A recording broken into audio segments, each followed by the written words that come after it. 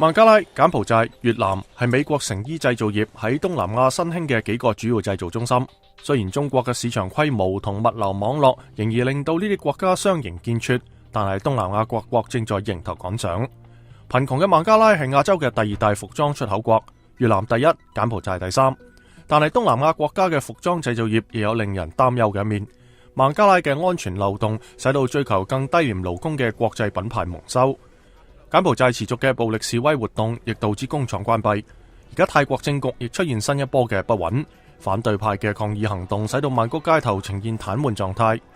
東南亞政局不穩是否影響到跨國企業投資呢？負責美國企業喺亞洲各地聯繫工作嘅香港美國商會會長倪李婷話：I think people are optimistic people that will get through it, but yeah, there's a lot of contingency plans. Orders are shifting to other places and so forth. You see the same thing in Cambodia. That caught everybody off guard. The fact that the government would use live ammunition to stop a riot situation was really totally unexpected.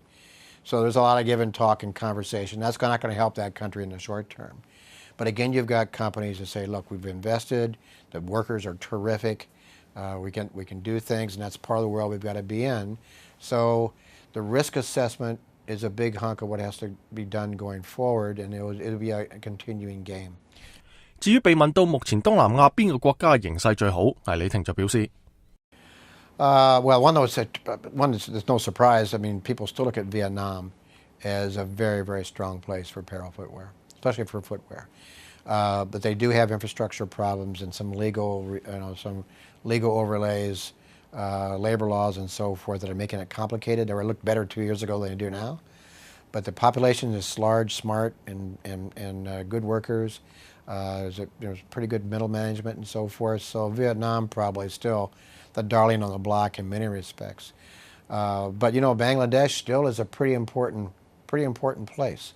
That place has been doing textiles for generations, and they really have expertise and worker expertise that in a first-rate factory, which there are many there, you can get a lot of interesting things done very effectively.